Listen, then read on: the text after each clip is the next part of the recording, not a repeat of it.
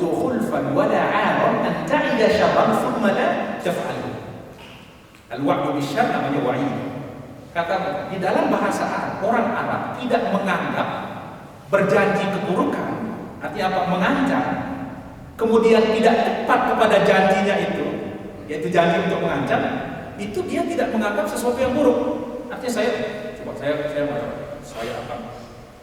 akan pukul kamu. Saya janji saya akan pukul. Kira-kira yang lebih baik saya nggak nempatin janji atau saya pukul betul? Yang baik mana? Nonjok begitu, karena saya harus tepat janji. Enggak, justru nggak jadi memukul itu adalah kebaikan. Dengan lain ta'uddu khulfan itu dianggap sebagai ingkar janji apabila dia berjanji berbuat keburukan kemudian nggak melakukan. Taruh inna dzaka karaman wa fadlan, justru dia nggak jadi menghukum, nggak jadi memukul, itu adalah kemuliaan. Ya. Artinya Allah boleh saja menjanjikan seperti ini, tapi dengan rahmatnya Allah Subhanahu Wa Taala nggak melakukan itu, dan itu bukan suatu keburukan, bukan dikatakan ingkar janji. Innamal khulfu an ta'ida khairan thumma la taf'alu. Tetapi yang dianggap ingkar janji itu adalah kamu berjanji kebaikan kemudian kamu tidak lakukan. Nah, itu yang buruk.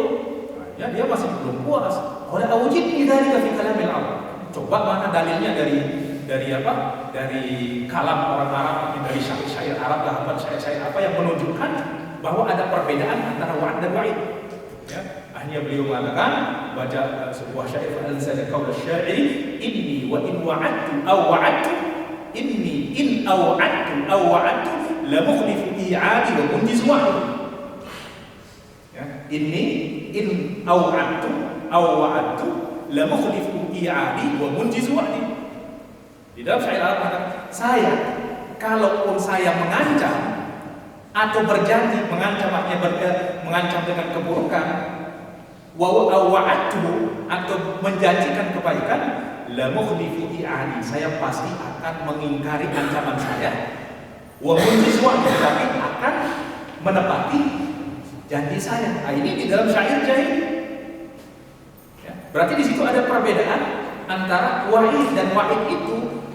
Menepatinya justru itu yang tidak baik, dan tidak menepatinya justru itu dianggap sebagai kebaikan. Nah, ketika Al-Mu'tazilah mengatakan haula'i khaliduna finnar, itu dikarenakan mereka mengatakan apa? Hada wa'dullah, ini janji Allah, wallahu la yukhliful mi'ad. Nah, padahal ada beda jauh antara wa'ad dan wa'id. Ya. Demikian juga banyak juga hadis-hadis yang disebabkan karena kesalahan, misalnya la tasubbu dahr fa inna Allaha huwa ad-dahr yaqlibu al-laila wan nahar, muttafaqun alaih, karena fihi madhhab ad-dahriyah. Ini adalah madhab dahriyah, bahwa Allah itu adalah dahr, Allah itu adalah masa, wa ma yuhlikuna illa ad-dahr. Jadi yang mematikan kita, menghidupkan kita, yaitu ya proses zaman aja. Ya. Nah, ini dijadikan sebagai oleh dahriyah itu sebagai penguat madhab mereka. La tasubbu dahr inna idza asabatkum musa'ib, dan seterusnya. Nah, kemudian mungkin kita akan ambil satu contoh di mana tidak memahami hadis berdasarkan kaedah-kaedah bahasa Arab itu justru akan menghasilkan sesuatu yang sangat jauh. Ya, suatu contoh ya, hadis tentang Rasulullah SAW bersabda, la tushaddu rihal illa ila thalathati masajid. Ya, masjid Haram, wa masjid hada, wal masjid Al-Aqsa. Ya, artinya kita tidak boleh syaddur rihal, ya, artinya bersusah payah melakukan perjalanan jauh kecuali ketiga masjid. Dengan alasan hadis ini, qad mana'a ba'dul qaumi bi dhahiri hadzal hadis syaddur rihal mutlaqan li ghairi hadhihi masajid as-salatah. Dengan dalil hadis ini, sebagian orang, ya, dengan zahir hadis ini, sebagian orang melarang secara mutlak untuk kita bepergian jauh selain ketiga masjid ini, enggak boleh. Ya, sehingga bal mana'u bihi az-ziyarata ila qabri Nabi sallallahu alaihi wasallam. Ya, bahkan nggak boleh kita memaksakan diri untuk berziarah ke kubur Rasulullah SAW. Kenapa? Karena Rasulullah melarang. Oleh sebab itu kan kita demi untuk ini kita melihat ada tahrifat, ya. Ketika misalnya Imam Nawawi di dalam Riyadhus Shalihin tentang ziarah kubur Nabi Sallallahu Alaihi Wasallam itu kan diganti menjadi ziarah Masjid Nabi Sallallahu Alaihi Wasallam, ya, ditahrif supaya apa? Karena ini bertentangan dengan akidah mereka, sehingga diganti ziarah ila Masjid Nabi Sallallahu Alaihi Wasallam. Padahal Imam Nawawi di dalam Riyadhus Shalihin itu memberi judul ziarah ila kubur Nabi Sallallahu Alaihi Wasallam. Nah, wa hadzal istidlal mardud, dan tentu istidlal ini salah. Kenapa? Li'annahu mabniun ala fahmin batil an manhajin saqim. Disebabkan karena pemahaman yang salah, disebabkan karena manhaj yang salah juga. Qala al-Fayruz Abadi, ulama al-lughah, amma hadis la tushaddu ar-rihal illa ila thalathati masajid fala dalalata fihi 'an an-nahyi 'an az-ziyarah bal huwa hujjatun fi dhalika. Hadis ini sama sekali tidak menunjukkan keharaman untuk ziarah ke makam Rasulullah, bahkan ila maqamis salihin dan lain sebagainya. Wa man ja'alahu dalilan ala hurmati ziyarah, ala hurmati ziyarah faqad a'zama al-jara'ata 'ala Allah wa rasulih. Dan barang siapa yang menjadikannya dalil untuk melarang ziarah, ya, maka dia sudah sangat lancang kepada Allah dan Rasulnya. Wa fihi burhanun qati'un 'ala ghabawati qailihi. Keras sekali ini menunjukkan kebodohan. Ya, wa qusurihi 'an naili darajati kayfiyati istidlal wal istinbat. Ya, kita lihat di dalam Sidna Al-Allamah Sayyid Muhammad Ali Al-Maliki di dalam kitab Manhajus Salaf fi Fahmi Nusus Syar'iyyah. Beliau mengatakan, menjelaskan tentang hadis ini, beliau mengatakan, wa bayanu dzalika anna qawlahu sallallahu alaihi wasallam la tushaddu ar-rihal illa ila thalathati masajid jaa 'ala al-uslub al-ma'ruf 'inda al-lughawiyyin bi uslub al-istithna. Kita ini uslubnya datang dengan dalam bentuk istisna, ada pengecualian, ya. Yang uslub istisna ini yaqtadi wujudu mustasna wa mustasna minhu, ya kan? Harus ada mustasna dan mustasna minhu. Fal mustasna huwa ma ba'da ma kana ba'da billah. Al mustasna yang dikecualikan adalah sesuatu yang datang setelah kata illah, ya. Wal mustasna minhu ma qabla illah, ya.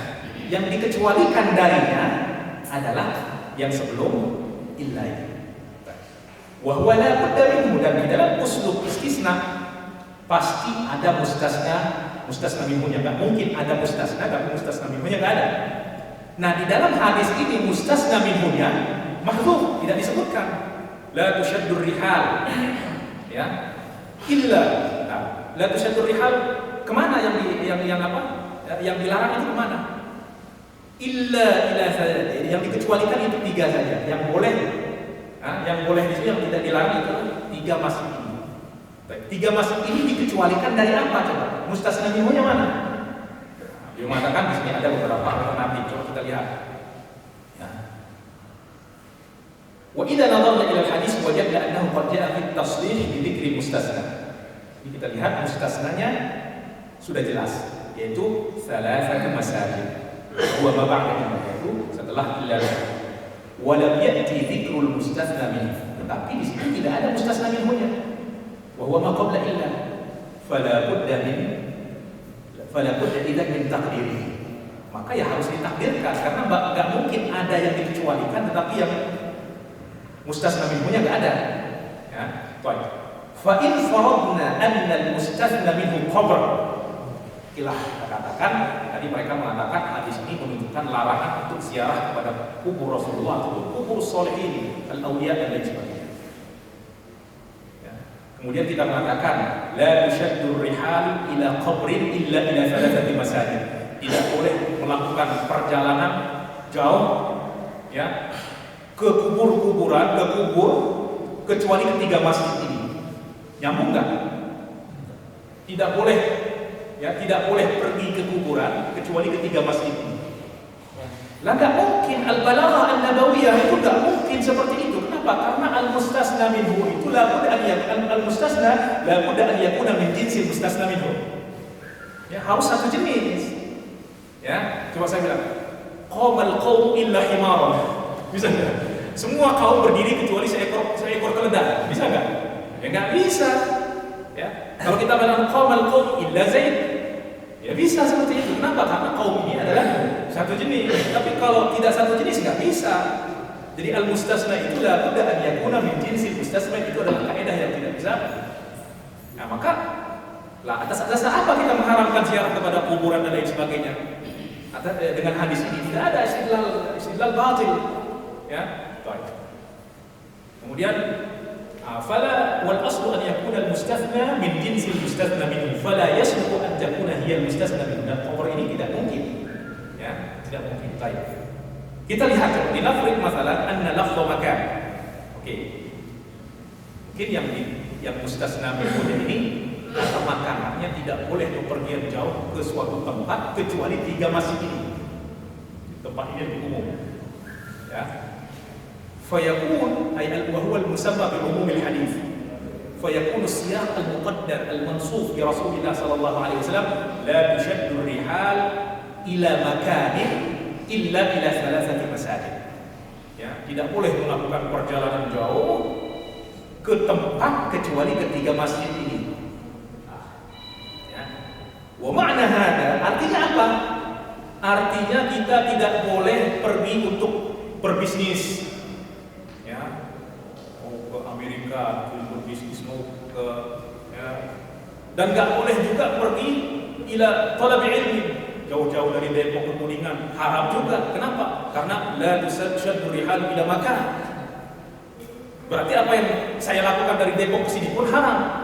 Kalau memang mustasna minhunya itu adalah makan atau untuk melakukan kebaikan-kebaikan dan lain sebagainya. Wa hada darbun minal haus katanya.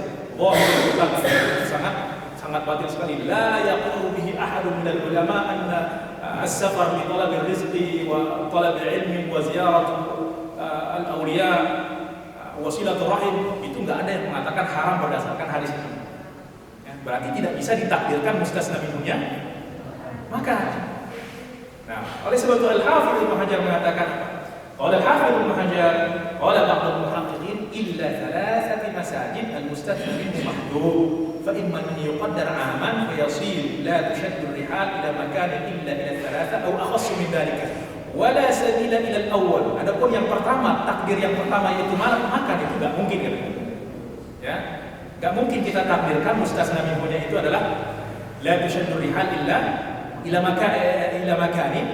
Itu enggak bisa. Kenapa? Li ifdha'ihi ila saddi bab as-safar lil-tijarati wa silatir rahim wa talab al-'ilmi wa ghayrihi. Karena itu artinya apa? Kita enggak boleh sama sekali mengadukan perjalanan jauh untuk menuntut ilmu, mencari rezeki, untuk silaturahim dan lain sebagainya. Kenapa? Karena yang dilarang itu pergi ke tempat kecuali 3 masjid ini. Nah, fata'ayyana ats-tsani. Nah, maka harus ada takdir yang pertama, yang kedua. Wal aula an yuqaddar. Nah, maka yang paling tepat adalah kita takdirkan ma huwa aktsaru munasabah, yang paling sesuai, yaitu apa? La tushaddu rihalu, la tushaddu rihalu ila masjidin lis-salati fihi. Ya, tidak boleh melakukan perjalanan jauh ke masjid semata-mata untuk sholat di situ karena meyakini ada keutamaan tertentu di tempat tersebut. Illa ila thalathati masajid, kecuali ketiga masjid ini, Masjid Hada wa Masjidil Haram wal Baitul Aqsa. Kenapa? Karena inilah yang memang sudah ditetapkan ada keutamaan tertentu. Salat di Masjidil Haram itu sama seperti 10.000 kali salat di selain Masjidil Haram. Di Masjid Nabawi 1.000 kali, di Masjid Al-Aqsa 500 kali. Ya. Nah, maka di sini yang dilarang adalah mencari masjid-masjid tertentu untuk sholat di sana dengan harap mendapatkan keutamaan. Nah, inilah yang bisa masuk mustasna dan mustasna minhunya itu sejalan. Ya, fayabtul bidzalika qaul man mana'a shaddar rihal ila ziyarat al-qabr asy-syarif. Nah, kata Imam Ibnu Hajar, dengan demikian batalah apa yang dikatakan oleh orang-orang yang melarang syaddur rihal ila ziyarat al-qabr asy-syarif, ya berdasarkan kepada hadis ini wa ghairihi min quburis shalihin wallahu a'lam. Ya, bahkan batalah ya ucapan orang-orang yang melarang kita untuk menziarahi makam ataupun kubur orang-orang sholihin, mau ziarah ke kuburan wali songo dan lain sebagainya, haram lah kalau itu semuanya. Nah, tapi yang ternyata dilarang ini adalah pergi ke masjid, karena yang diistisna di sini masjid. Ya maka yang mustasna minhunya juga harus masjid. Ya masjid ini pun tujuannya apa? Lis-sholati fihi bihadafi hauzi fadilati as-salat fi dzalika al-masjid. Fa innahu lam yathbut illa bi hadhihi as-salasah. Nah, ini kita lihat bagaimana pentingnya kita ya memang harus memahami uslub kalamil Arab. Ya, demikian juga nanti dalam kaitannya dengan haqiqah, majaz dan lain sebagainya. Ya, karena kita ketahui di antara yang mengingkari bahwa majaz di dalam Al-Qur'an itu enggak ada. Ya. Nah, sehingga ya ini juga akan berakibat kepada kesalahan di dalam ya, akidah dan lain sebagainya. Ya. Padahal kalamul Arab itu Al-Quran nazala bilisanin arabiyyin mubin. Artinya lisan Arabi, bahasa Arab itu ada majaz dan lain sebagainya. Nah, masa di luar Al-Quran ada majaz, di dalam Al-Quran nggak ada majaz, berarti Al-Quran tidak turun dengan bahasa Arab sepenuhnya. Ya. Nah, maka itu di antara contoh ya, bagaimana pentingnya kita menguasai bahasa Arab ya, sehingga kita bisa ya, memahami hadis dengan benar. Tetapi semua manhaj ini itu nggak bisa terpisah dengan yang lainnya. Artinya kita harus menggunakan semuanya selama masih bisa. Nggak bisa artinya kita menguasai bahasa Arab aja tanpa menguasai ilmu ushul fiqh, tanpa menguasai ilmu nahwu, tanpa menguasai ilmu hadis dan lain sebagainya, itu nggak bisa juga. Jadi harus secara keseluruhan itu kita harus fungsikan. Baik mungkin sesi episode ini kita cukupkan sekian, yaitu sampai pembahasan pentingnya bahasa Arab. Ini nanti bisa kita hanya memberikan sampelnya saja, ya, dan itu contohnya sekali bisa juga merujuk kepada kitab Profesor Dr. Ali Yaqub. Dia sudah tulis kitab tentang memahami hadis dengan cara yang benar. Dia berbicara tentang majaz, hakikat dan lain sebagainya. Ya, para ulama juga sudah banyak ya, di antaranya yang karya Abu Ya Ala al-Maliki juga itu di dalam manhaj salaf fi fahmi nusus syariah. Ini hanya sekian saya mau contoh ya, pentingnya bahasa Arab dalam kita berinteraksi dengan hadis-hadis Rasulullah sallallahu alaihi wasallam. Walhamdulillahirabbil alamin wa sallallahu alaihi wasallam. Muhammad. Ya, terima kasih pada pemateri, di mana pada sesi ketiga ini kita diberikan wawasan tentang al-khutuwat al-manhajiyah al-ilmiyah di dalam hadis. Yang pertama yaitu at-tahaqquk fi sihhatil matn was sanad. Kita ketika akan memahami hadis itu harus memastikan dulu keabsahan matan dan sanadnya. Jangan sampai matan itu salah kemudian dipahami kekeh dengan pemahaman yang dia pahami, itu akan salah sekali. Ya, jadi harus dipastikan dulu baik keabsahan secara sahih dan dhaifnya. Nah, dalam istilahul hadis juga katanya istilahul hadis itu akan terjadi ketika hadisnya sahih ya. Kalau tidak sahih ngapain diperdebatkan? Ya, begitu pun dalam ini tahaqquk isyanil matn wasana. Itu pastikan dulu harokat kemudian inti. Karena jangan bahasa Arab, bahasa Sunda juga sama, beda antara cau dan cai. Coba datangkan cau dengan cai, beda nggak? Padahal cuma beda satu. Artinya satu huruf itu sama, bukan hanya bahasa Arab saja.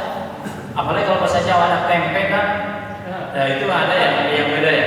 Itu juga jauh sekali itu. Padahal beda harokat saja.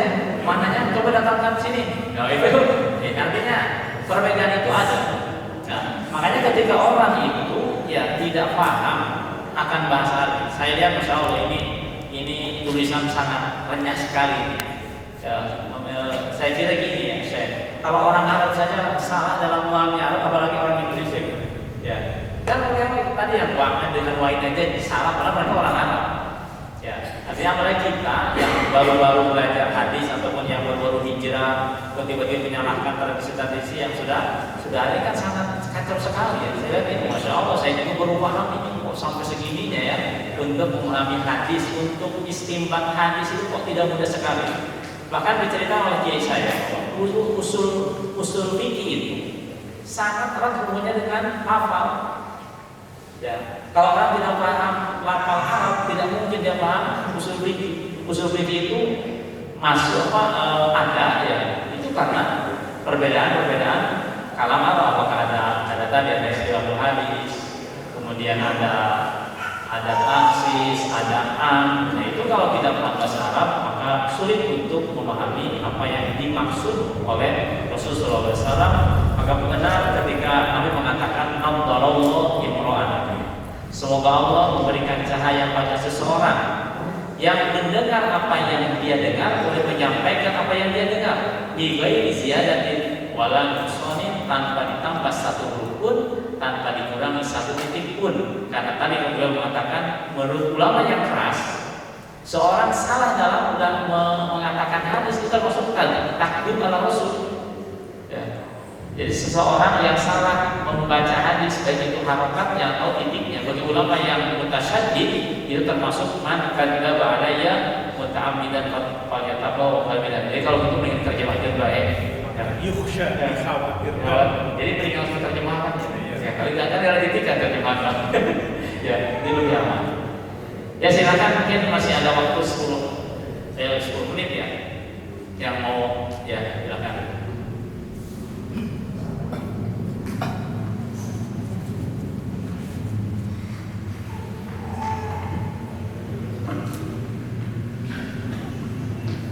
Assalamualaikum warahmatullahi wabarakatuh. Kenalkan, nama saya Muhammad Wafi dari Kuningan. Pada kesempatan ini saya mau bertanya, mungkin pertanyaannya hampir sama seperti pertanyaan sebelumnya, yaitu seputar kitab yang biasanya diisi dengan kitab-kitab dhaif atau bahkan maudhu. Namun lebih spesifik yaitu kitab Ihya Ulumuddin, karena memang kitab ini termasuk kitab yang identik dengan kitab tasawufnya Ahlussunnah wal Jamaah. Ini dari kelompok sebelah itu banyak yang mewanti-wanti atau menggembor-gemborkan, bahkan sampai mengharamkan untuk jangan sampai membaca kitab Ihya Ulumuddin, karena kata mereka di dalam kitab tersebut banyak sekali hadis-hadis dhaif, bahkan hadis-hadis maudhu. Padahal itu kitab Ihya itu termasuk kitab tasawufnya yang identik dengan tasawufnya Ahlussunnah wal Jamaah. Bahkan itu kalau di Yaman seakan-akan itu kitab wajib. Kitab Ihya itu kitab tasawuf wajib bagi orang-orang Yaman. Sampai terkenal masyhur kan di Yaman itu makalah malam yang rohal Ihya falaysa lahu hajat, seperti itu. Cuma dari kelompok sebelah itu ada yang mengatakan haram untuk mempelajari kitab Ihya karena banyak sekali hadis-hadis maudhu, seperti itu. Terima kasih. Assalamualaikum warahmatullahi wabarakatuh. Waalaikumsalam warahmatullahi wabarakatuh. Satu lagi, mungkin dua saja. Ada? Ya. Assalamualaikum warahmatullahi wabarakatuh. Waalaikumsalam. Yang saya hormati, saya Lukman. Mungkin pertanyaan saya itu satu. Ketika kita menyikapi satu hadis yang dari seorang rawi itu syakku minarawi, latar belakangnya itu apa? Kemudian bagaimana ketika kita menyikapi hadis yang syakun minarawi? Ketika kita menjumpai salah satu hadis yang ada di Mutasar Abi Jamroh, itu ada hadis yang syakun minarawi. Mungkin itu saja. Assalamualaikum warahmatullahi wabarakatuh. Waalaikumsalam warahmatullahi wabarakatuh. Langsung saja Syekh. Yang pertama, bagaimana sikap kita tentang kitab Ihya Ulumuddin, di mana di satu diagungkan tapi yang satu lain dilemahkan. Yang kedua tentang syak Ini kemarin kita juga pernah berbicara khusus tentang hadis-hadis maudu ya di dalam Ihya Ulumuddin yang itu kita pernah buku yang ditulis Kiai Haji Ma'ruf Qasim itu meneliti ulang, kaji ulang hadis-hadis maudu di dalam kitab Ihya yang diselenggarakan oleh Maktabah Tanusi waktu itu ya. Dan memang kita harus betul-betul insaf ya. Di dalam hadis, di dalam Ihya Ulumuddin tersebut itu ada ribuan hadis yang disebutkan oleh Imam Al-Ghazali. Dan mayoritas kebanyakan hadis tersebut adalah hadis-hadis dari Sahih Bukhari, Sahih Muslim dan lain sebagainya. Ya, kalau nggak salah sekitar 7.000 hadis ya, saya hadisan di dalam Ihya Ulumuddin. Kemudian ada beberapa hadis yang katakanlah jumlahnya ratusan yang dihukum sebagai ada yang maudu, ada yang dhaif dan lain sebagainya. Apakah adanya ratusan hadis yang dihukum dhaif atau katakanlah maudu? Langsung kita buat Ihya tersebut yang mengandung di situ ada ribuan, masih ada hadis-hadis sahih dan hadis-hadis yang hasan. Ya. Nah, maka ini sangat-sangat sikap yang sangat berlebihan, artinya sangat tidak fair sekali. Ya. Ditambah lagi bahwa hadis-hadis yang maudhu tersebut itu pun tidak disepakati bahwa itu hadis maudhu, karena sepanjang ini sudah pertama ditakhrij, hadis itu ditakhrij oleh pertama Imam Subki, dan beliau mengatakan banyak tidak menemukan hadis, ditakhrij lagi oleh Imam Al-Iraqi. Beliau menyebutkan apa yang tidak ditemukan oleh sebelumnya oleh Imam Qutlubughah. Beliau menyebutkan apa-apa yang tidak dijumpai oleh Imam Subki. Kemudian datang Al-Imam Al-Iraqi, kemudian juga mengistidrak apa yang tidak ditemukan oleh Imam Qutlubughah. Kemudian datang terakhir Imam Al-Murtadha Az-Zabidi, ya, sehingga hampir itu hanya beberapa saja yang belum ditemukan, ya, yang belum yang dikatakan la aslalahu. Ya. Nah, artinya adalah bahwa kenapa kok yang disoroti itu adalah Ihya Ulumuddin? Kenapa tidak disoroti kitab-kitab lain? Padahal mungkin dalam kitab-kitab lain itu hadis-hadis maudhu'nya itu lebih banyak lagi daripada apa yang ada di dalam kitab Ihya. Ya. Jawaban satu-satunya adalah karena kitab Ihya ini memiliki kemasyhuran yang luar biasa, sehingga dia kayak ditempatkan di meja tasyrih, di meja anatomi lah gitu, sehingga semua orang mencari apa yang ada di dalamnya sehingga terlihat. Ya. Sementara kitab-kitab yang lain itu banyak sekali yang mungkin lebih. Bahkan Imam Jauzi sendiri yang sangat keras kritikan terhadap Imam Ghazali juga ternyata di dalam kitab-kitab Fawaidnya lebih banyak lagi di hadis Rasulullah. Ya. Nah, tetapi karena hadis Ihya Ulumuddin ini mendapatkan kemasyhuran yang luar biasa, bahkan Imam An-Nawawi mengatakan, coba sekelas Imam Nawawi memuji Ihya itu mengatakan apa? Kadal Ihya an yakuna Qur'anan. Bayangkan, hampir saja Al-Ihya ini menjadi Al-Qur'an, itu mubalaghah fi madhihi hadzal kitab. Man lam yaqra' Ihya falaysa min al-ahya. Orang yang tidak pernah membaca Ihya maka dia tergolong dari orang yang enggak hidup. Ya. Nah, adanya beberapa hadis ya yang maudhu ataupun dikatakan dhaif. Pertama, Imam Ghazali di sini menukil dari kitab-kitab lain. Ya, di antara yang rujukan utama adalah kitab Qutul Qulub, ya, Bukhari Al-Makki. Kemudian di dalam hadis itu banyak mengambil dari kitab Abu Bakar At-Tinwari. Ya, banyak sekali menukil. Ya. Dan para ulama juga berbicara tentang mentaklid orang di dalam ulama di dalam hadis. Sebagaimana di dalam fikih kita juga mentaklid ulama fikih, di dalam hadis pun mentaklid ulama hadis. Nah, yang menjadi ininya mereka itu karena ada pernyataan dari Imam Ghazali mengatakan bid'ati fil hadis bijah. Artinya apa? Pengetahuan saya tentang ilmu hadis ini sangat kurang. Nah, kalau kita memahami secara zahir, nanti Imam Ghazali nggak tahu ilmu hadis. Ya Allah, coba lihat di dalam ilmu mustalahul hadis banyak mengutip pendapat-pendapat Imam Al-Ghazali di dalam ilmu hadis ini. Ya, di dalam kitab beliau Al-Manhul, di situ beliau bicara tentang khabar, beliau bicara kemudian syarat-syarat hadis dan lain sebagainya. Apa iya Imam Ghazali betul-betul awam dalam ilmu hadis? Atau beliau mengatakan itu tawadhu'an? Karena beliau memang mengatakan diri beliau bukan ahli, artinya bukan orang yang secara spesifik mengkaji ilmu hadis.